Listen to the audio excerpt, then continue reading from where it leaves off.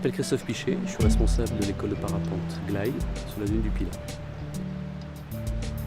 J'enseigne le parapente depuis maintenant 14 ans sur un site. Comment ne peut-on pas être sensible à ce panorama et ce paysage? Il est certain que les gens en général, la plupart du temps, et la majeure partie des personnes, des gens, voient la dune en étant sur sa partie sommitale et sur 360 degrés. Donc on voit l'océan, le banc d'Arguin, le Cap Ferret, une partie du bassin d'Arcachon. Et puis si on se retourne à l'opposé, on voit la forêt girondine. Ce qui est superbe, c'est ce contraste entre cet océan vert et cet océan bleu.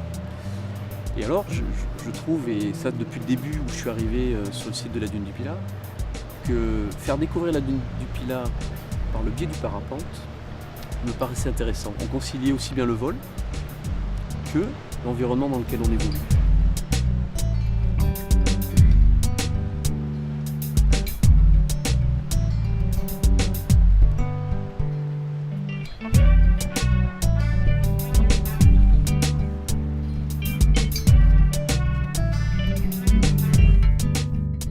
Je m'appelle Antoine, je suis animateur nature pour le syndicat mixte de la Grande Dune du Pilat.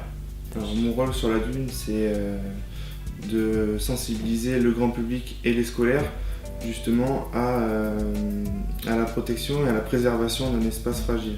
Récemment, j'ai reçu la section sportive scolaire parapente du lycée Saint-Jacques-de-Compostelle qui était intéressée pour faire une visite commentée de la dune, pour découvrir la dune d'une autre façon.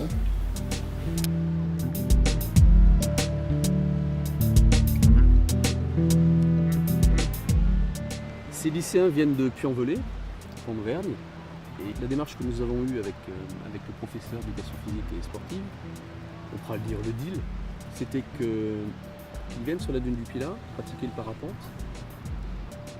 Il fallait à mon sens qu'ils s'imprègnent de l'environnement dans lequel ils vont évoluer.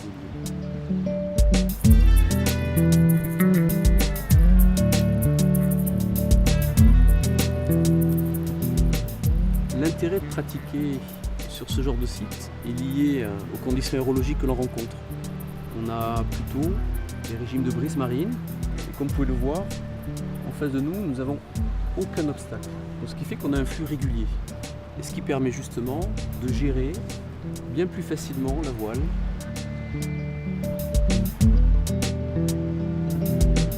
Voilà. Ce qui est assez étonnant justement dans la pratique sur la dune, c'est que les gens au début ont envie de voler.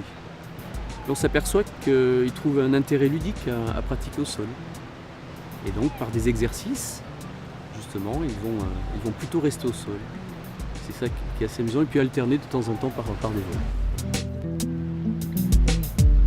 Le fait d'évoluer sur des sites différents, pour un parapentiste, ça l'amène à découvrir des environnements différents, donc des décollages, une aérologie, et donc automatiquement de progresser dans son autonomie. Plus concrètement, cette visite a permis de mieux comprendre ce qu'est la dune du Pilat et les enjeux qui est autour de ce site majestueux, magnifique. Par sa fragilité, le fait qu'il y a de plus en plus de visiteurs sur la dune du Pilat, c'est à peu près pas loin de 2 millions de visiteurs sur l'année.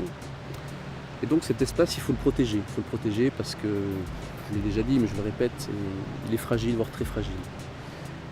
Et donc c'est très important pour que pratiquer le parapente, on puisse le pratiquer dans les meilleures conditions et dans le respect de cet environnement. De toute façon, pour moi, l'activité vol libre en général est liée à l'environnement dans lequel elle évolue, donc ça me paraît tout à fait logique de s'imprégner de cet environnement.